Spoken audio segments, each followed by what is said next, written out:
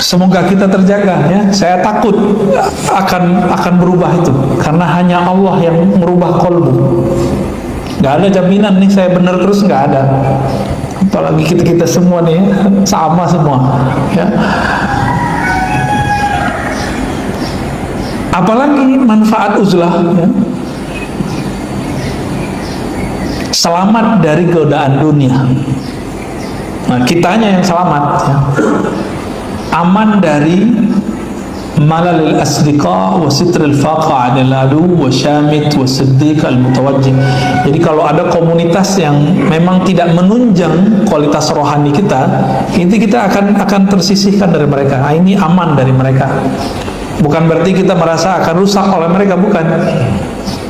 Kalau orang ruhaninya memang udah benar, ketemu komunitas penjudi, penjudinya tobat, Pak. Pasti tobat. Tapi kalau orang yang di dalamnya nih, dia ustadz soleh, antum nih jamaah soleh, di dalamnya belum jinak nih sifat kebinatangannya itu, buasnya. Ketemu orang maksiat, benci yang muncul, neraka itu belum beres seperti itu, belum beres tuh. Ya. Apalagi dibawa ke mimbar, ya. Sudah jadi bahasa-bahasa adalah di atas mimbar. Jadi wajarlah nanti jika ada di akhir zaman, di akhirat ya, bukan akhir zaman lagi, yang pertama dicemplungin neraka itu bukan pemaksiat, tapi guru-guru ngaji, Pak. Kayak kami ini ya, guru ustad-ustad kan. Maka kita doa terus setiap hari, Allahumma ajirna minan nar, ya Allah bebaskan kami dari neraka. Ajirna minan nar itu hadis riwayat Imam Ahmad, hadisnya sahih. Amalkan itu, Pak. Orang jika berdoa, ya Allah masukkan aku ke surga, apa kata Nabi? Surga berdoa, ya Allah cepat masukkan dia kepadaku. Jika orang berdoa, ya Allah bebaskan aku dari neraka, neraka pun gak mau ketemu kita. Jadi jangan sombong, berdoalah seperti ini setiap hari. Oh Ustadz, saya mau yang punya sorga, yang punya neraka. Wah itu iya juga, itu ilmu ma'rifatnya. Tapi secara latihan rohani kan di sini mainnya, latihan nafsiyah kita, jiwa kita biar tidak sombong. Maka beliau kasih semacam kaidah, jika ingin kita beruzlah, ada beberapa persyaratan yang harus dilakukan supaya nggak halu, nggak nanti diganggu oleh syaitan. Apa yang pertama kata beliau? Hendaklah orang yang beruzlah itu yahsul qablaha minal ilmi ma yusahhih bihi aqidat tauhid. Sebelum dia beruzlah, menyepi, menyendiri, hendaklah dia mempunyai ilmu akidah yang dapat meluruskan tauhidnya. Maka dia wajib belajar akidah ahlus sunnah. Bapak tahu kan Lia Eden tadi yang saya cerita, yang aku sekarang katanya Jibril di badannya. Itu si Lia Eden itu solehah dulunya, suka bantu orang, tahajud setiap malam. Tapi dia tidak belajar akidah, cuma belajar wirid-wirid dari ahli kebatinan. Lalu apa yang terjadi pada dia? Kata dia nih ya, malam-malam pintu saya kunci. Tiba-tiba ketika selesai sholat, ada yang berpakaian putih, oh kira-kira lebih putih dari ini Pak, menghampirinya, menyapanya, pakai assalamualaikum lagi. Padahal si yang putih-putih itu tidak pernah mengaku dia Jibril. Cuma si Lia Eden mengatakan itu Jibril. Apalagi kata dia, saya tidak pernah buka pintu sudah dikunci. Dia dari mana datangnya? Maka dia meyakini langsung dari langit. Awal-awal yang diajarin benar. Ini hati-hati Pak.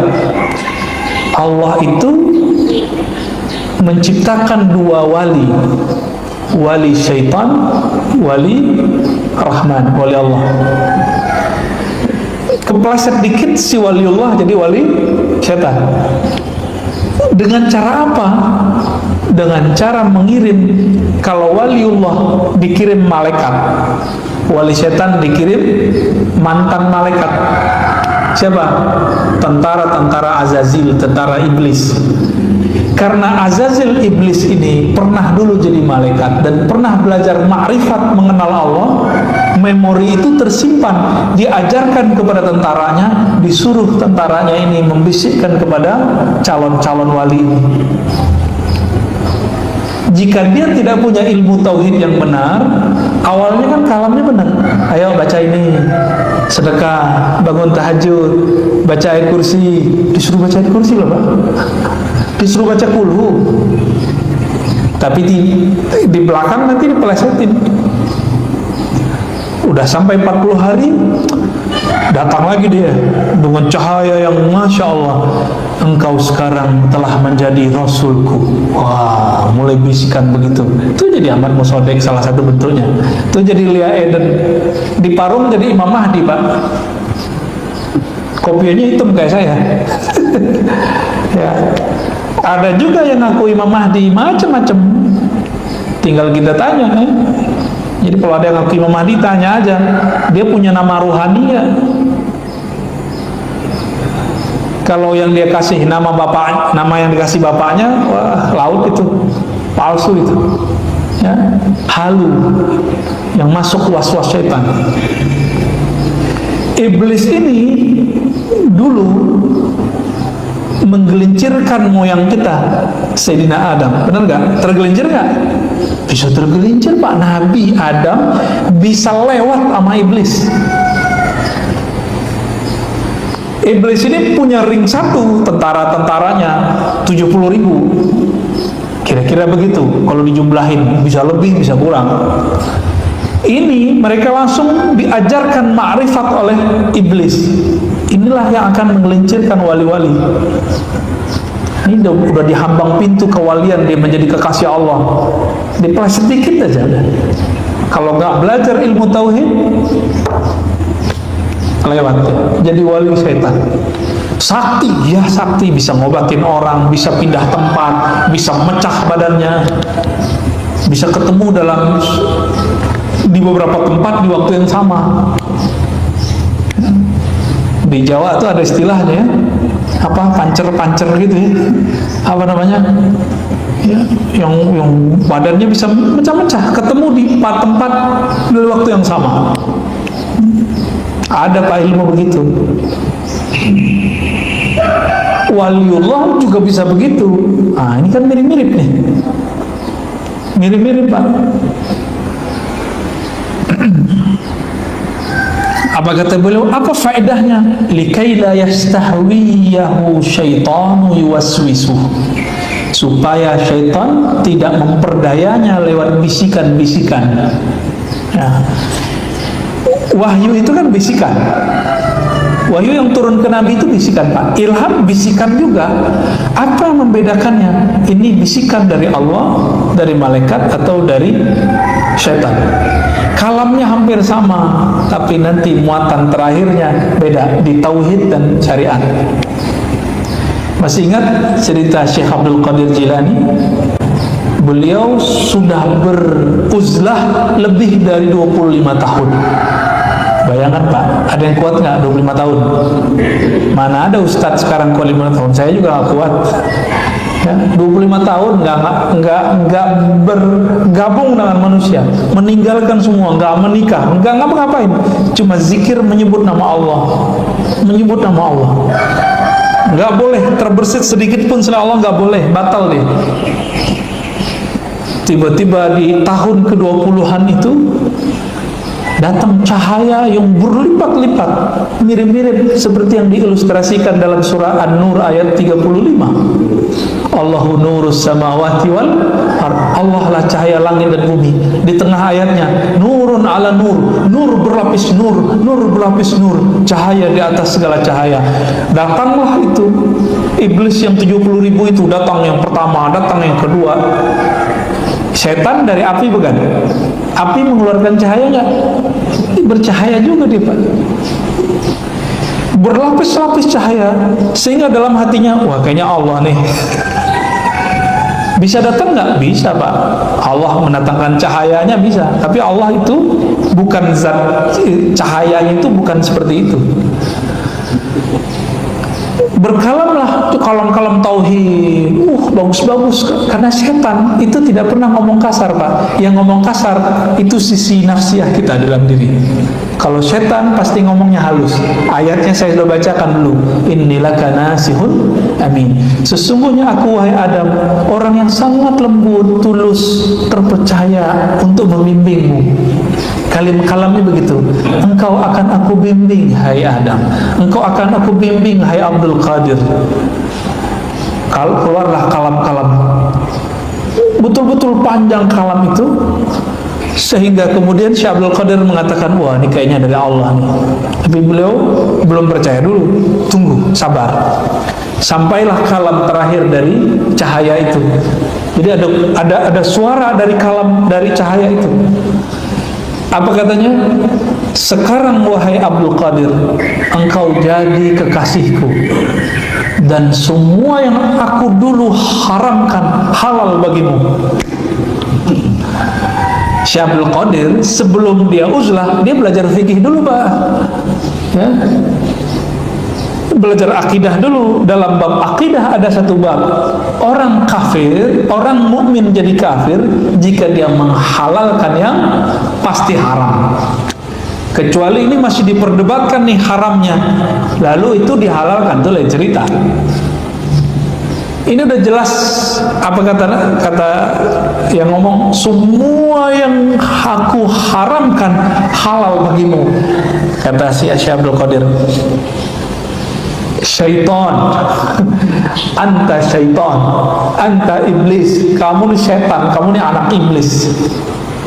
Cahaya yang tadi berlipat-lipat itu, berlapis-lapis itu langsung hilang. Jadi ma'rifat syaitan dan ma'rifatullah bedanya cuma satu, Pak. Menghormati syariat. Satu itu aja. Jadi ketemu wali manapun nanti, pastikan dia tidak pernah berkalam menghina syariat. Zahirnya kita nggak lihat dia sholat nih, urusan dia. Zahirnya kita nggak lihat dia, mungkin baca Quran, nggak apa-apa. Yang penting dia tidak pernah mengatakan apa itu Quran, gitu. Sekarang nggak wajib lagi sholat. Wali kalau jadi wali nggak wajib sholat lagi. Kalau keluar kalam itu berarti dia bukan wali. Tapi kalau dia diam aja, Pak, jangan-jangan dia lagi ngelakon depan kita, nguji kita. Kan banyak wali-wali yang nguji kita. Kita ngelihat kolbunya atau ngelihat fisik, bertingkah di depan kita, ya itu banyak. Udah syuruk, Pak, ya? Ya udah dulu deh, Pak. Terakhir Syekh Abu Yazid Bustami atau Bayazid yang sezaman dengan Imam Muslim. Beliau diizinkan oleh Allah untuk berkalam-kalam dengan Allah ruhaninya. Ini Abu Yazid. Mirip-mirip seperti kisah Nabi Musa. Cuma untuk wali namanya ilham. Dalam ilhamnya dia bertanya, ya Allah, bagaimana cara aku mencapai ridhomu, hadir dalam majelis-majelismu? Apa kata Allah? Ilhamnya muncul, farik nafsak wa ta'al, talak tigalah nafsumu, lalu datanglah kemari. Maka Abu Yazid Al-Bustami itu betul-betul melatih jiwanya supaya tidak menjadi kebinatangan, baik ternak ataupun buas, sehingga kemudian beliau menjadi Sultanul Arifin, ya, rajanya orang ahli ma'rifat. Ini Imam Abu Yazid Al-Bustami. Meskipun kita tidak sanggup seperti mereka ulama-ulama tersebut, kan beliau ulama salaf nih, tapi kita cicil aja dikit-dikit, Pak. Maka mulai hari ini coba berniat, saya mau setengah jam beramal, berlatih setiap malam, ya. Kalau belum punya guru, sholawat aja, sholat witir, lalu sholawat aja udah. Atau baca la ilaha illallah. Kemudian pagi sore hari Sabtu pengajian juga Pak di sini. Kalau nggak pengajian kan setelah habis ngaji itu praktek coba Pak. Duduk sampai terbit matahari, kuat nggak? Kalau sekarang kuat kan, ada yang didengerin, ada yang dilihat orangnya. Ya. Coba habis subuh orangnya nggak ada nih, nggak ada yang ngomong, kita zikir sendiri, paling 15 menit udah kesemutan. Tuh dari tadi nggak kesemutan kan? Nanti baru selesai karena berasa Pak. Emang begitu, ya, dihembus-hembusin sama syaitan itu. Semoga Allah ya menerima kita sebagai hambanya yang mau membersihkan dirinya ya dengan uzlah dan khalwah. Ada tanya jawab ya? Nggak ada? Oke, tafadhol, silakan Pak. Bisa saya pernah dengar yang juga bertahan nanti berdua kan bertahan setelah uzlah. Iya. Adakah hadis-hadis yang mengajarkan kata bertahan itu? Tadi cuma begitu doang Pak di hadisnya. Ya, sebaik-baik manusia dua, satu yang berjuang fisabilillah dengan jiwa dan hartanya, yang kedua mereka datang ke pelosok-pelosok, ke hutan-hutan, lalu beribadah di sana, menyelamatkan agamanya. Cuma begitu doang. Tapi ada nggak ilmunya? Ada.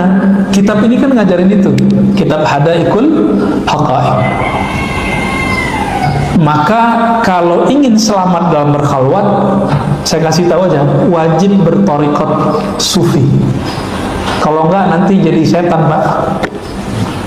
Jadi orang-orang yang pulang-pulang tuh ngaku jadi Mahdi, ngaku jadi Nabi Isa, ngaku jadi Rasul, ngaku jadi Jibril, itu karena dia lewat jalur kebatinan. Enggak tawadu, cari kayak guru. Emang bisa baca kitab, iya, tapi untuk ilmu begini nggak cukup kitab, harus. Itu sebabnya saya tidak berani menyerang orang-orang tarekat, nggak berani saya. Kenapa? Mereka mewarisi ilmu ini yang nggak ada di ahli fikih, nggak ada di ahli tauhid, nggak ada cuma mereka doang. Ya. Banyak sebenarnya, dan itu terbukti dia punya sanad kepada Rasulullah. Disebutlah torikot itu torikot mu'tabarah. Cuma yang kita dengar kan orang belajar torikot gila, berarti yang kita dengar tuh setan lagi tuh yang ngomong tuh. Jadi Bapak jangan deh khawat-khawat kalau nggak punya guru ya. Ntar pulang-pulang saya Mbak. Kalau Bapak nggak mau bertorikot udah begini aja, sholat udah beramal biasa aja. Ini hati-hati, di YouTube sekarang banyak orang ember, disebarin tuh ilmu-ilmu zikir, ijazah terbuka. Jangan amalkan, ya, jangan diamalin. Nanti kalau Bapak amalin, saya jamin yang datang setan. Pasti yang datang setan. Karena ciri-ciri setan itu udah nggak mau berguru, gengsi, udah buka aja WA gitu. Mesti berguru. Imam Bukhari dulu mau dapetin satu hadis aja, inamal amal binniyat, berangkat dari Uzbek sampai ke Mekah, 1000-an kilometer Pak, dari sini ke Bali, belum ada pesawat, dia jalani. Maka Imam Bukhari jadi wali di kalangan ahli hadis. Kan gak semua ahli hadis juga waliullah. Ada yang jadi wali itu yang bertahan kitab-kitabnya itu kan wali-waliullah semua itu. Bukhari, Muslim, Abu Dawud, Tirmizi, karena mereka menulisnya dalam bimbingan Allah itu. Dibimbing gurunya Imam Bukhari, saya udah sering sebut berapa? 1700. Dia berguru ke senior, berguru ke teman sejawatnya, untuk menghantam kesombongannya, dia berguru ke muridnya. Saya pas salah satu muridnya namanya Ibnu Khuzaimah, masih muda. Dia ambil beberapa hadis dari muridnya itu, baru dia jadi wali itu Pak. Jadi ahli hadis aja itu bisa kejebak jadi ahli hadis Pak. Ustadz sunnah, ya tunggu dulu. Ustadz sunnah udah melakukan rihlah seperti Bukhari belum? Minimal khatam Bukhari Muslim kayak ya. Mana sekarang Ustadz sunnah khatam Sahih Bukhari Muslim, Abu Dawud, Tirmizi ya. Yang khatam malah ulama di Indonesia. Maka jangan belagu dulu tamatan Timur Tengah, tamatan UIN, IAIN, tamatan doktor, santai aja dulu. Ngaji kitabnya khatam nggak gitu. Ya. Kan sekarang nge-brand diri itu kan gampang sekali. Nah, saya takut dengan branding itu ya, dan saya minta ampun kepada Allah apabila dulu pernah tergoda untuk itu. Ya, nauzubillah min dzalik. Ya, fadhal. Assalamualaikum. Udah itu kalau kita bisa bilang nggak jamaah tabligh itu juga uzlah. Ya, saya kenal ada 3 hari, 10 sampai 4 kali itu satu. Yang kedua, bagaimana kita seperti di dunia modern itu mempraktekkan ini. Uzlah tadi itu ya, mempraktekkan uzlah atau seperti jemaah tabligh masuk nggak nih gitu ya pertanyaannya. Ya, jemaah tabligh itu didirikan oleh Maulana Ilyas Al-Kandahlawi. Dia seorang ahli hadis dan mursyid tarekat Naqsyabandiyah, Qadiriyah, dan Khistiyah. 3 tarekat yang saya tahu, mungkin lebih, wallahu a'lam. Tapi dia lihat ahli tarekat, ahli sufi di zamannya sibuk dengan zikir-zikirnya, lalu tidak mengurusi umat, terutama yang ulama nih. Sebaliknya, para pendakwah kosong kalbunya dari zikir.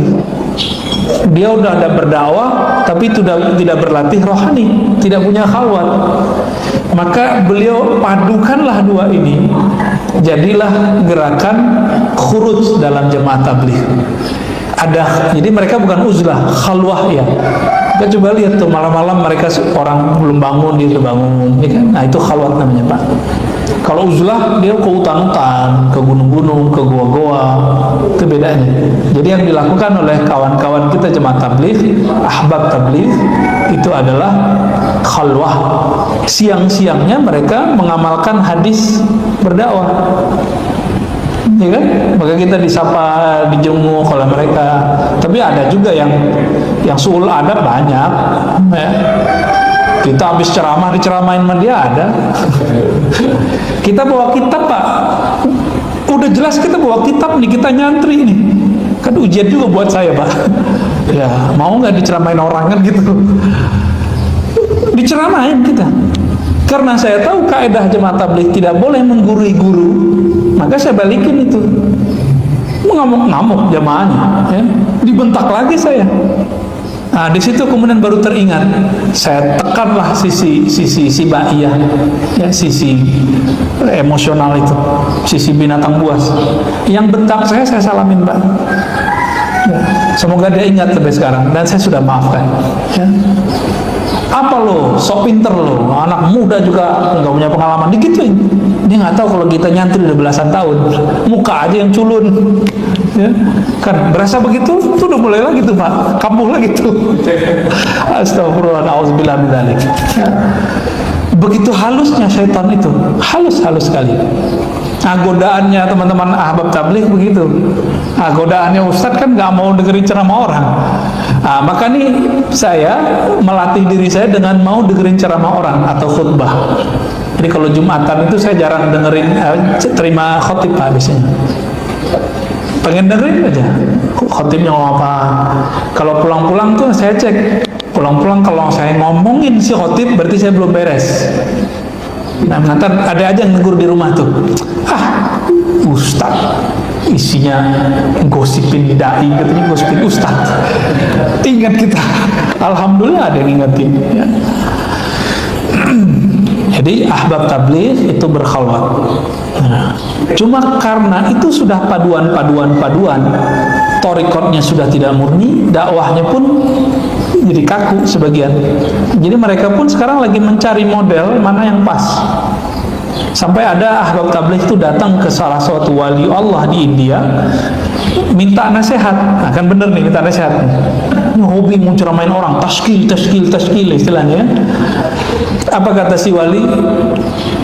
Ente apa sih yang kurang? Zikir pagi udah, sore udah, tahajud udah, jamaah udah, sedekah udah, bermusyawarah udah, semuanya udah. Yang kurang satu, qalbunya belum ta'alluq billah, qalbunya belum ta'alluq, belum takluk, belum berkoneksi kepada Allah. Ngomong tauhid, tapi di lidah doang, perasaannya enggak. Ya, apa itu Ustaz? Kirain surat cinta Ustaz. Dari Pak Muhammad Jailan. Mohon diberi cara menahan amarah dan bisa tawadhu, syukran. Versi Nabi aja ya. Kata Imam Ibnu Qayyim, yang bisa membersihkan jiwa itu hanya cara-cara kerasulan. Maka cara kerasulan ketika menghadapi kita amarah apa? Kalau kita lagi marah, duduk, itu udah tahu semua tuh teorinya. Tapi coba praktek Pak, kita udah duduk nih di atas mobil sama di atas motor nih, udah duduk nih antum nih, gimana caranya? Dibel orang, disalip orang, disenggol orang, berasa aja gimana? Gak terima kan? Gimana caranya? Kan udah duduk, nah sekarang mulutnya yang didudukin, senyum. Senyumin aja Pak, berarti senyum. Kalau kita sudah duduk, nggak mungkin dong lagi nyetir kita tidur. Kan kalau masih marah pas duduk kan disuruh tidur.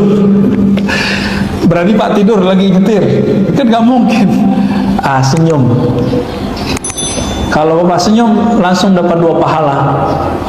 Kita mengengkang amarah, yang kedua dapat senyum. Ya, walaupun ntar yang disenyumin ngerasa nyengir juga nih orang. Gak ada masalah ya. Itu caranya. Kalau kita lagi di rumah, itu gampang. Nah, Bapak Ibu, kenapa rumah itu jadi sarang setan, sarang binatang buas? Karena kita masuk nggak membawa nama assalam. Maka Imam Fudail bin Iyad mengajarkan dalam kitab beliau, kalau mau masuk rumah bacalah salam kepada Rasulullah. Bid'ah nggak tuh? Ada kitabnya kok Pak ya.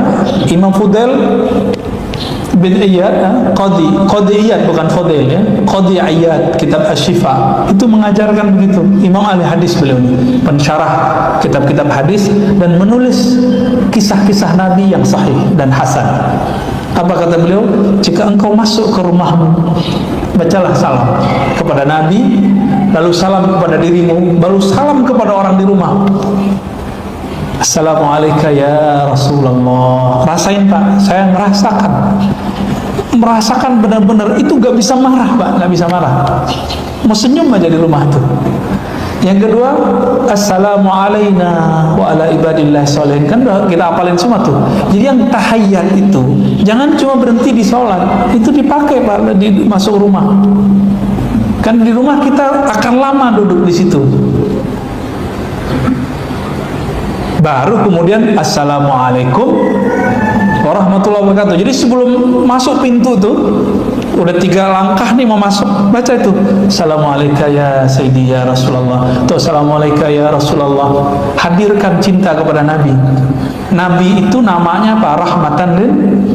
Kalau sudah dimulai kita menyentuh pintu dengan rahmat, di dalam rumah itu kasih sayang aja isinya. Marahnya pasti bener, dan nggak mungkin marahnya itu cinta. Apalagi kalau dia sedang menebar cinta. Coba amalin itu ya. Ini ijazah pagi ini nih. Ya, silakan diamalkan. Salam atas engkau wahai Rasulullah, kalau nggak bisa bahasa Arab. Salam atas kalian, salam atas kami dan semua hamba Allah. Baru Assalamualaikum warahmatullahi wabarakatuh. Cobain Pak. Kalau ini udah berjalan minimal 3 hari aja. Kita sama dengan mengundang nurnya Nabi masuk ke rumah. Barulah rumah jadi baiti jannati. Kalau enggak baiti mati. Ini Mas Yoga nih. Mohon dijelaskan, seringkali perbuatan dosa yang sudah kita sesali, sudah berjanji kepada Allah tidak mengulanginya, tiba-tiba tanpa direncanakan kita terjatuh kembali. Mohon nasihatnya. Seringkali saat kami berkomitmen untuk tobat, muncul rasa khawatir was-was kalau terjebak lagi. Ini kan setan yang ngasih was-was. Gak usah tobat, tergantung masih lagi. Yang parahnya yang ngomong Ustadz, tobat cuma sekali. Loh, mana ada dalil begitu Pak? Berarti dia nggak paham bahasa Arab. Kenapa nggak paham bahasa Arab? Ahli taubat bahasa Arabnya apa? Tawwabin. Nama Allah apa? Tawwab. Apa arti tawwab? Yang tidak bosan-bosan menerima taubat hambanya, meskipun dosanya sama diulang berkali, itu tawwab namanya. Maka kita doa setelah wudu, Allahumma ja'alni minat tawabin. Ya Allah, jadikan aku hamba Engkau yang doyan taubat. Itu artinya tobat lagi, besok terjebak tobat lagi. Kita nggak niat maksiat, kita niat tobat. Maka berniatlah setiap hari ingin menjadi hamba yang tobat. Karena pintu makom-makom rohani untuk sampai merasakan hadir bersama Allah, itu pintu pertama yang harus dilewati adalah taubat. Taubat apa namanya? Taubat nasuha. Ada ciri-cirinya, ada nyesel. Maka Nabi mengatakan an-nadamu taubah. Ciri-ciri kamu sudah taubat nasuha, ada penyesalan. Loh kok terjebak lagi? Emang begitu. Makanya Allah sudah kasih lampu hijau di situ. Maka Allah tantang juga nih orang-orang yang merasa dirinya tidak berdosa. Jika kalian tidak merasa berdosa, aku akan ganti kalian menjadi generasi baru yang merasa berdosa, lalu minta ampun kepadaku. Kan kita udah jelaskan di pertemuan kedua di kitab ini bahwa dosa itu terbagi tiga. Ada dosa zahir. Mungkin nih Bapak Ibu nggak dosa zahir, tapi mungkin dosa level 2, dosa batin. Pernah nggak buruk sangka sama orang? Pernah. Kesel sama orang? Sering. Ya, marah sama orang, iri sama orang, merasa lebih baik sedikit aja dari orang, udah Pak, dosa ini udah, dosa batin kelihatan nggak? Selama ini kita baru tobat di dosa yang zahir. Kapan kita tobat dari dosa tidak khusyuk sholat? Tuh, tadi nggak ada tuh, saya lihat berasa loh Pak ya. Orang yang tobat dari tidak khusyuk itu berasa. Ini nggak ada. Sobrullah. Maka benarlah kata Abdullah bin Amr, engkau nanti jika masuk ke masjid, kata Nabi, tidak akan melihat lagi ada orang khusyuk sholat di masjid.